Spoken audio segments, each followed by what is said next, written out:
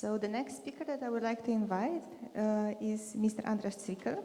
Mr. ZWICKL is an art historian and professor at the Moholy Nagyur University of Art and Design in Budapest. In the period between 1988 and 2023, he was a curator in the department for painting in the Hungarian National Gallery.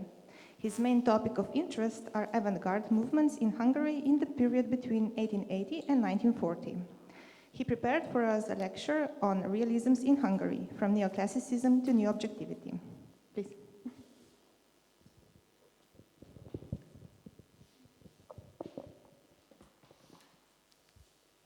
I would start with a short historical introduction.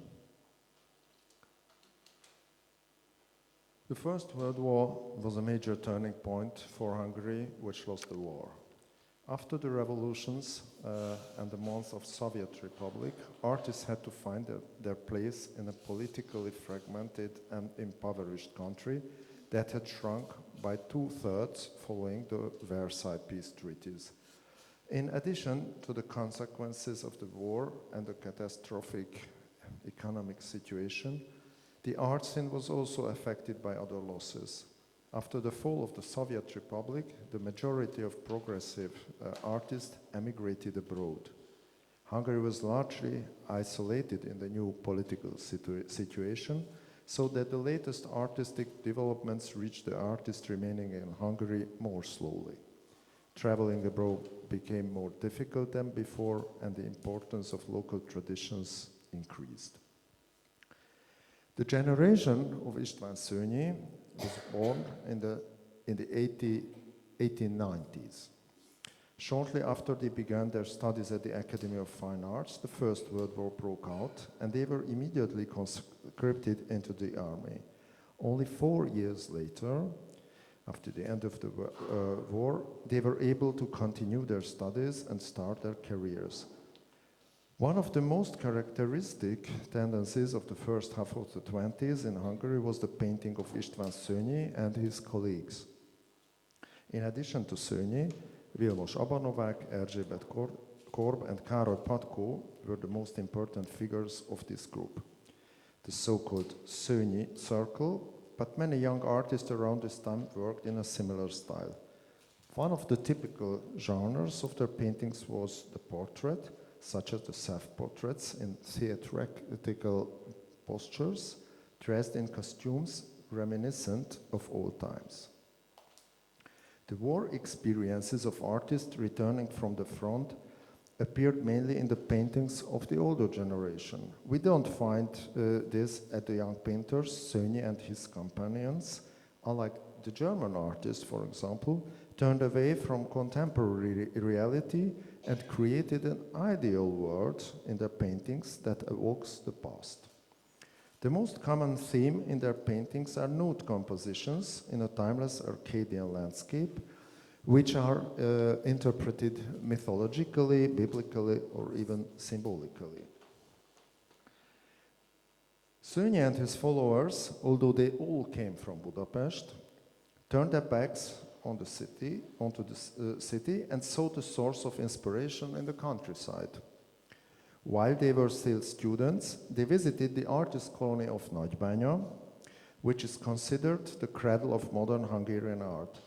The longing for a return to nature and the past golden age also blended with the nostalgia for the artist colony, which then already belonged to Romania, with the name Baia Mare today.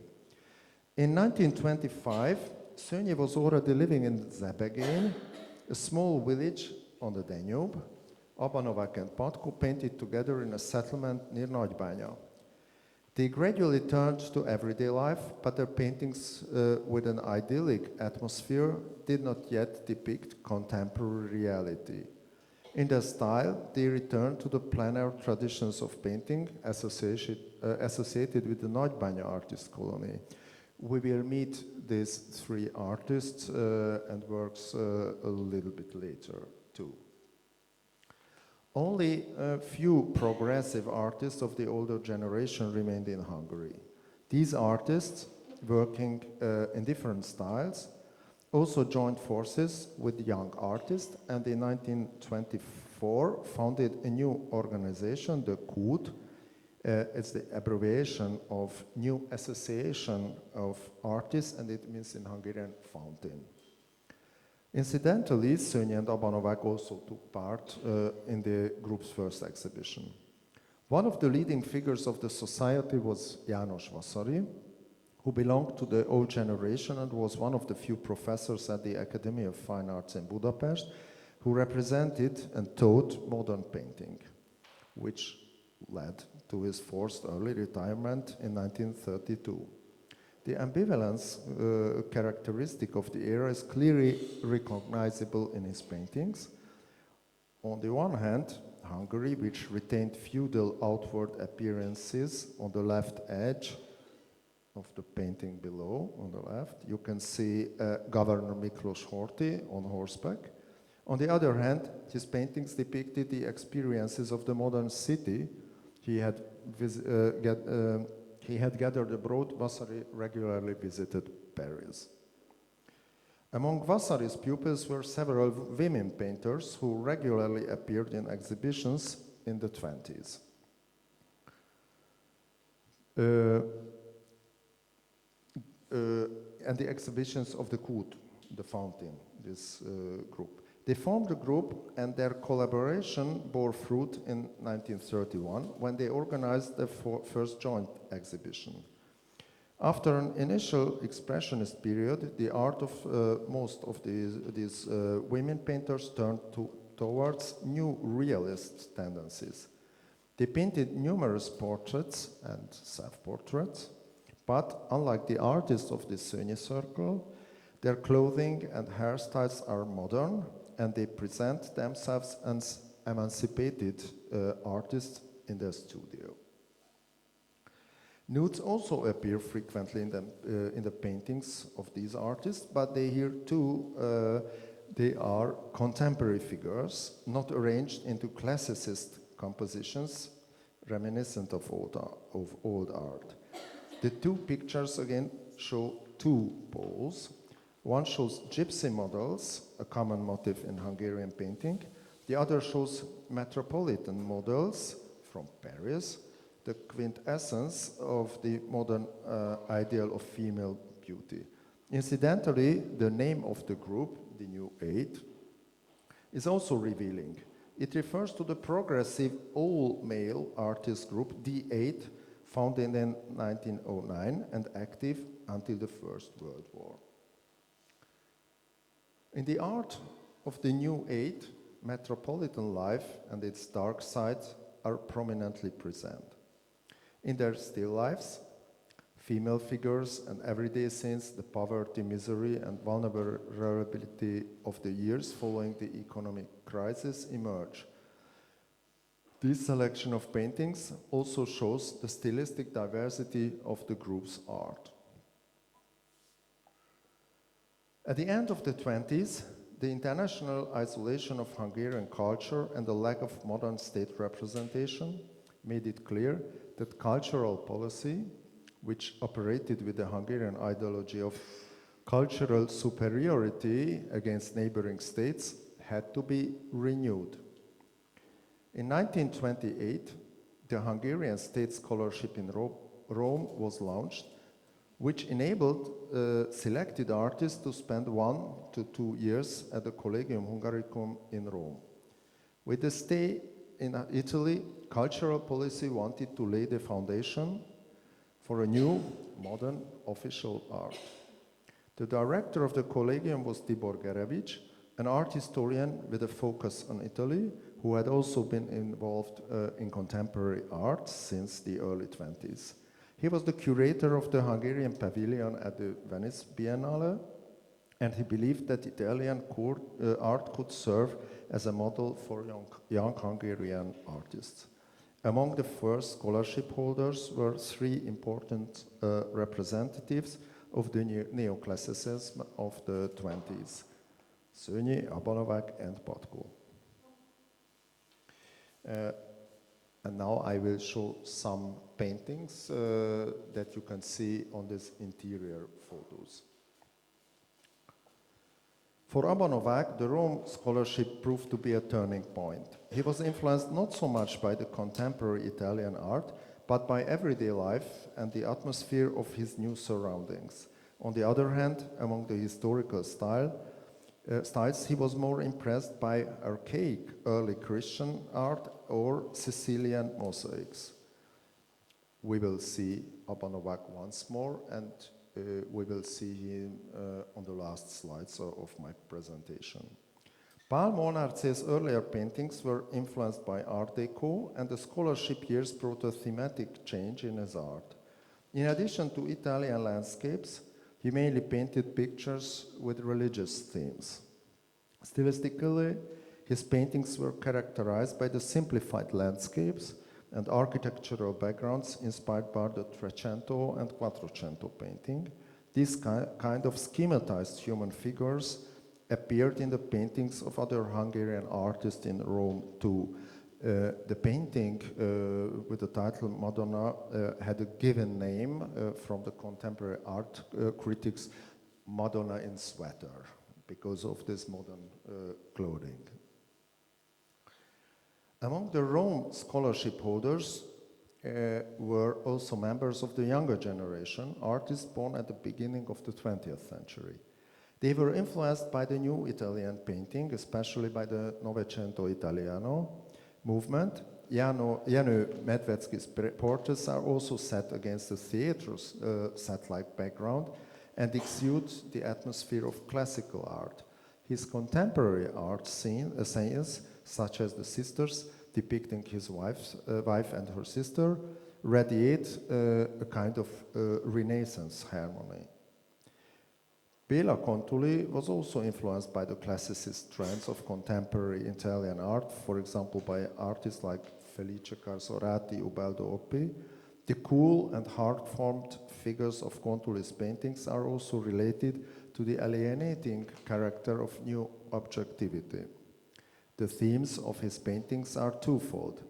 As with Monart's religious themes are a determining aspect of his work, this is an important moment because the Rome scholarship holders also took part at church exhibitions and were regularly supplied with commissions by the Roman Catholic Church after their return to Hungary.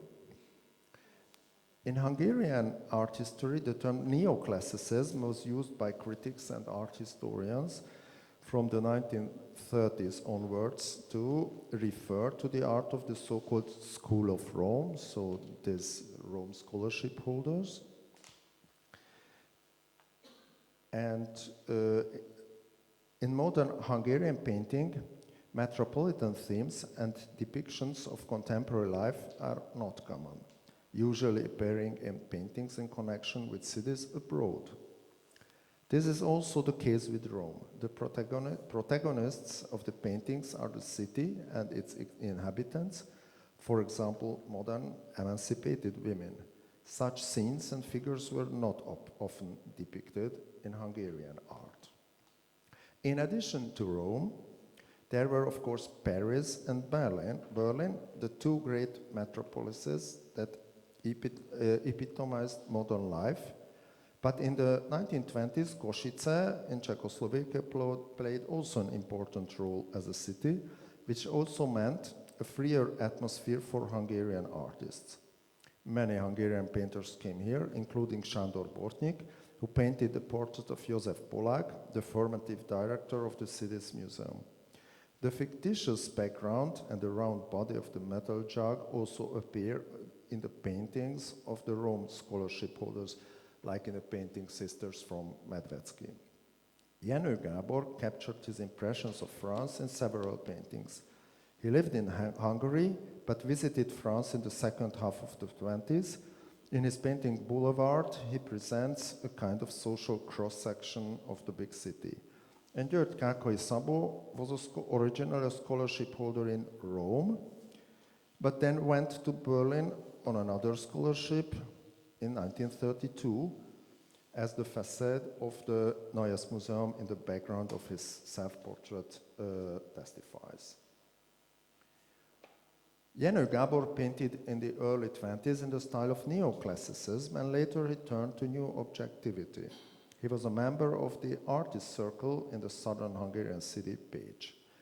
After the First World War, several members of the Pécs artist group went to Germany and became students of the Weimar Bauhaus. Farkas Molnár and Henrik Stefan published the graphic portfolio after their study trip in Italy. The founder and the head of the artist circle was Peter Dobrovic, who was born in Pécs. During the war years, he belonged to Lajos Kassák circle and had a great influence on the younger generation of artists until his emigration to Yugoslavia in 1921. The majority of Hungarian artists who emigrated stayed in Germany until 1933, primarily in Berlin. Sándor Bortnyk left Hungary after the fall of the Soviet Republic. First he went to Vienna, then to Košice. In Vienna he belonged to Lajos Kassák's avant-garde circle, and then after a short stay in Berlin, he moved to Weimar. He exhibited several times in the Galerie der Sturm in Berlin. After his constructivist period, he returned to figuration, and his earlier spatial geometric forms were reinterpreted in compositions with an ironic tone. In connection with the realist movements in painting, photography is also important. From the field of press photography, I show two photos by Martin Munkácsy, which were already taken in Berlin, but Munkácsy already had a significant career as a press photographer in Hungary before 1927, his arrival in Berlin. 2 years ago, we organized a big exhibition at the Berlinische Gallery on Hungarian emigration artists living in Berlin until 1933. And we had two sections with photography, and we also showed a photograph by Martin Munkácsy on Leni Riefenstahl. And so there are a lot of parallels and analogies among these artists and motifs. Munkácsy never returned to Hungary, as Imre Góth, who painted portraits in the style of the new objectivity. Here we can see a typical Berlin motif with a photo-like subway scene. In connection with the art of the time, we need to look at the terminology too. In addition to new classicism and new realism, several other names appeared in art criticisms and art history. In 1925, the book New Painting in Hungary was published by the Hungarian critic Ernő, in Germany Ernst Kállai, who was living in Germany at the time. It ends with the chapter New Classicism and ? And with reproductions of Sándor Bortnyk's paintings in his new style. The book Post-Expressionism by Franz Roh, he was already mentioned by Miha, also published at the same publisher's house in the same year, in 1925, bears the subtitle Magical Realism, but the author also mentions Ideal Realism, Verism, and Neoclassicism as possible titles in the introduction. There are Czech artists like Kubin, Polish artists, Kissling, Hungarian artists like Bortnyk. They also appear among the reproductions. At the end of the book, Roh mentions that, I quote, "The first major exhibition of this painting, for which I provided my list," he wrote, "was organized by Dr. Gustav Friedrich Hartlaub in the summer of 1925 in the Mannheim Kunsthalle as New Objectivity," end of quote. Also published by Klinkhardt and Biermann, but later, 5 years later, in 1930, was Adolf Kuhn's book Polish Art from 1800 to the present, which also used the categories neoclassical and new objectivity in connection with the Vilnius Artist Circle and the Brotherhood of St. Luke. The emergence of new objectivity in Hungary was discovered relatively late, in the 90s, and had not yet been fully researched. In addition to the painters of the New Eight, it includes the paintings of György Rauscher. His psychologizing painting had a clear German orientation, and he spent the last years of his short life abroad. He painted in Paris and in Berlin. In 1927, art critic Marius Rabinovsky wrote a review on Franz Roh's book, Post-Expressionism, in which he mentioned two Hungarian painters who represented similar aspirations, György Rauscher and Vilma Kiss. In 1931, when the new this women artist group exhibited the paintings of Vilma Kiss, she already had been living in Berlin, and later she moved to Paris. In the 1930s, new objectivity became increasingly widespread among artists working in Hungary. Here I show works by three painters of different generations as an example. In the painting by Sándor Atód, we see a snow shoveler at work, but it is not certain that he is a simple worker because the expression graduates, so snow shoveler, was used as a cliché in the press at the time. The location of the other two paintings is a typical Budapest apartment house with an inner courtyard. However, the two pictures do not have a metropolitan character. In the latter, the buildings surround a small restaurant with a rural atmosphere.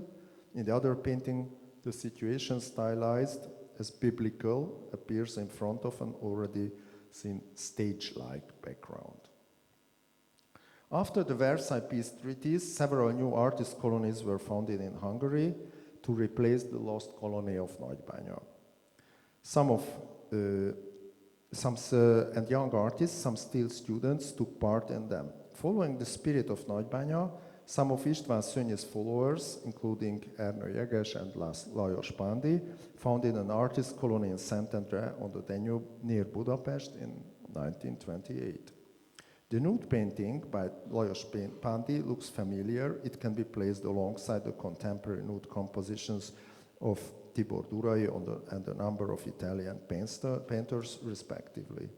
The model of Henrik Heinz in modern clothes holding the fashion magazine Vogue was painted by other artists of the colony, including Pándi.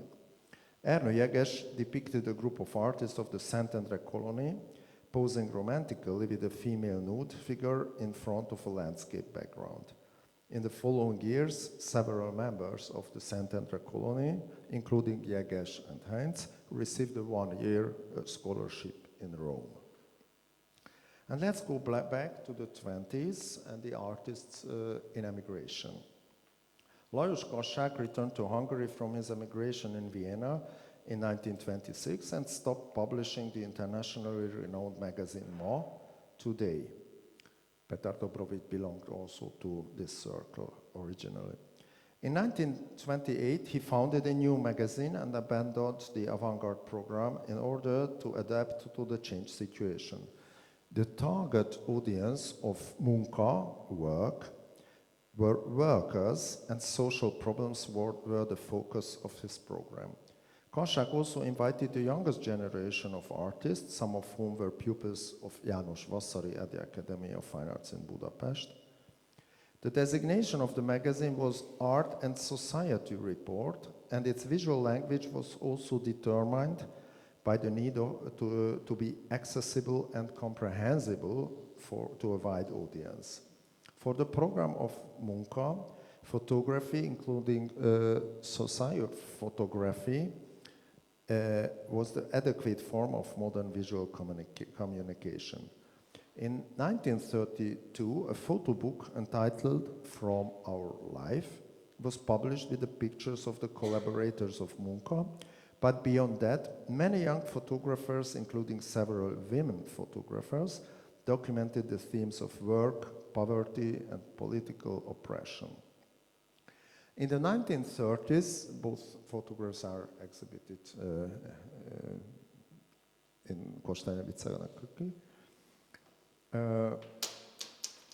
New objectivity also appeared in Hungarian photography.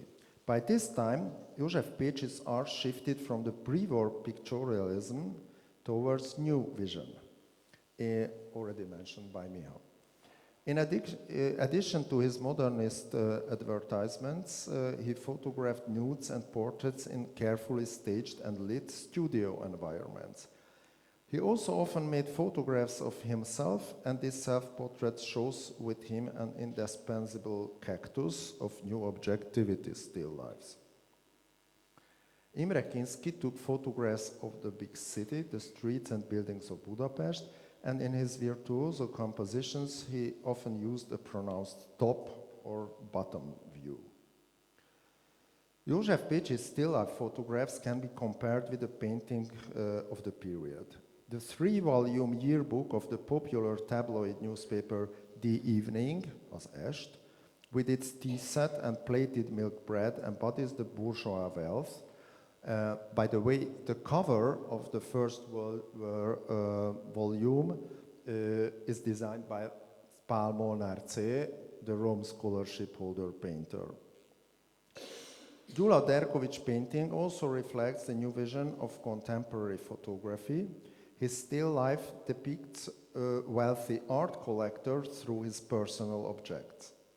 The double self-portrait of Géza Vörös shows himself and his wife in a much more modest setting. All 3 works, made in 1929, embody various degrees of prosperity, with no one yet suspecting the impending global economic crisis. Left-wing, socially critical art can also be found among painters who began their careers in the early 20s with Arcadian nude compositions, like Gyula Derkovics. His often satirical paintings depict the wealthy bourgeoisie and its servers. His style was characterized less by the 3-dimensional forms and detailed realism than by the post-impressionist painting that was typical for the Hungarian art at the time. After the early death of the influential Gyula Derkovics, the group of socialist artists was formed, which organized its first exhibition in 1936 under the name New Realist Group. This and their program was sharply criticized by Ernő Kállai, or Ernst Kállai, as in his opinion, they unfortunately failed to create a true, quotation, new realism. Their paintings show familiar motifs of everyday life, miserable still lives, tired laborers, often depicted in a rural setting. By the mid-30s, the efforts to modernize official state representation seem to have achieved their goals. The first generation of Rome scholarships holders received major commissions from church and state. They were also responsible for the pictorial and sculptural design of the Hungarian pavilion of the Paris World's Fair in 1937. Their works made use of the monumental classicist style of the Rome period with great success. Medvedsky painted agriculture and Kontoli industry in allegorical compositions. Hungarian artists won several prizes at the World's Fair, including a Grand Prix for Abanovak's double panneau Hungarian-French relations, a huge double-pieced composition. In the early 20s, after the scholarships in Rome, in the early 30s, after the scholarship in Rome between 28 and 30, Abanovák, who began his career with neoclassicism, in his panel painting he turned to folk genres. However, he also repeatedly fulfilled large state commissions. In the 30s, he painted a series of church and state frescoes in which the history of the distant and recent past was given a contemporary political interpretation. Politicians of the time appear in the frescoes, including the figure of Governor Miklós Horthy, like on the Heroes' Gate in Szeged, which bears the inscription, I quote, "The path of progress leads from a glorious past to a triumphant future," end of quote. The two-facedness of Abanovak's art and of the Hungarian neoclassicism is symbolically revealed by the painting The Mask Maker, painted in the year of the of the death of Oba Novak. Thank you.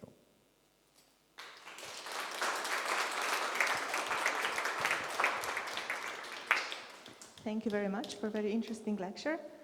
Do we have questions from the audience? Yes. Thank you very much. It was most instructive for us. I was astonished to see how close you were to the Italian painting, especially this neoclassicist movement of the Novecento movement. And I'm surprised because, you know, we have the border, we share the border with Italy, but there is no trace of this movement in Slovenian painting somehow. Do you think it was merely because of these ideological reasons, you know, the fascist regime and so on, or there were, I heard that there were scholarships in Rome, but I don't know what was the basis of it. So can you explain it, please? I started with thank you for the question. I started with a historical background that most of the modern and avant-garde artists left the country.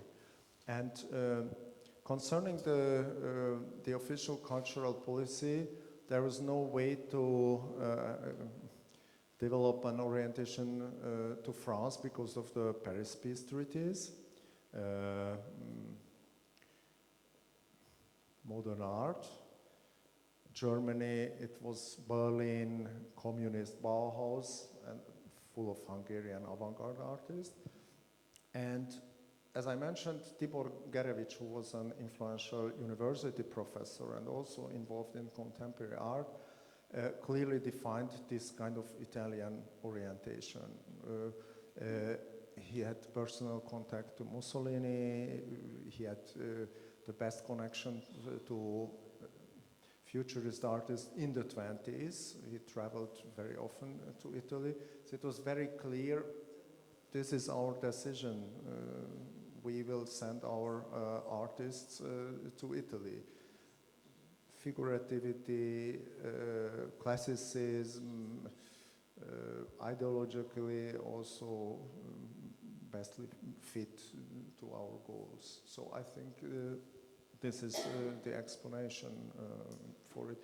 But not every artist turned their face to this direction. For example, from these three artists, Szönyi left Rome after a month, and he turned his back to this kind of official state representation. Any other questions, perhaps? Yes. Yeah.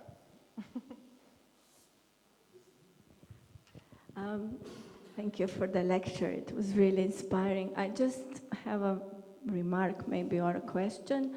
That is this majestic pavilion at the Hungarian pavilion at the Venice, at the Giardini in Venice? Is it the result of these collaborations, or it's you know, because Hungary has a really big and you mean at the building? the pavilion at the Venice Biennial in Giardini, in Venice. The building was designed and built before the First World War. But it's, yeah, that's a good question, because it was also kind of national self-representation. It was designed by an architect who belonged to this Hungarian Art Nouveau movement, and the decoration was also designed by artists. It was another artist colony in Gödöllő, near to Budapest. It was this kind of folk art, Transylvanian art oriented Art Nouveau Lebensreform colony too.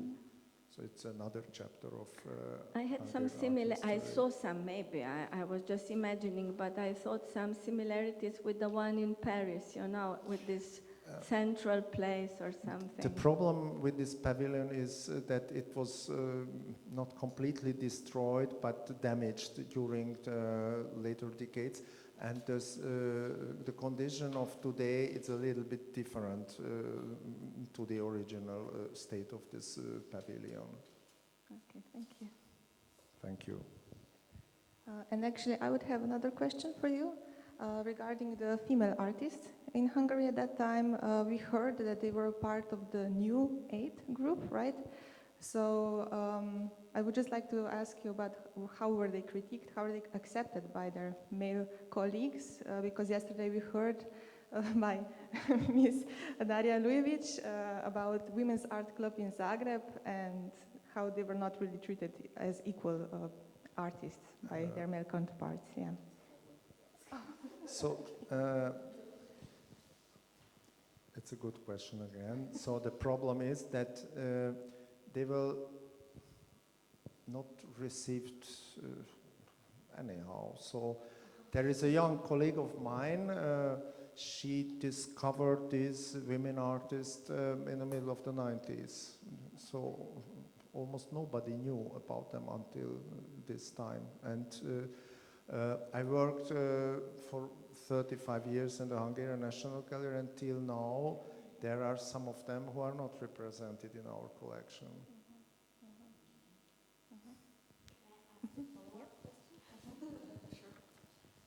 Thank you so much. Your comment now reminded me, so I'm trying to reshift this question because I know that, for example, when it comes to Austrian modernism, there has been this sort of revival, rediscovery of many women artists, especially also working in the applied arts.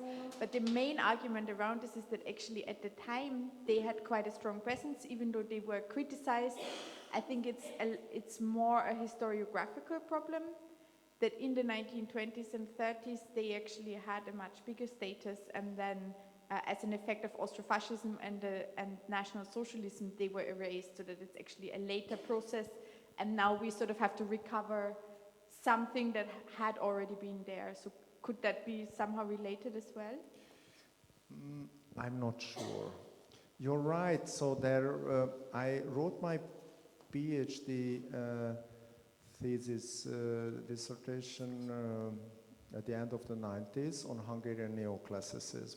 And I faced to this problem that older colleagues asked me, András, do you deal with fascist artists? So this kind of new classicism and new objectivity, it's really terrible. Why don't you deal with avant-garde art or modernism and so on? But in the case of this new 8 and women artists, I'm not so sure. I should ask this colleague of mine about this. But it's a good question again, thanks. Okay, thank you. Any other questions? No? Okay. Well then, thank you very much. And now we will take a short break.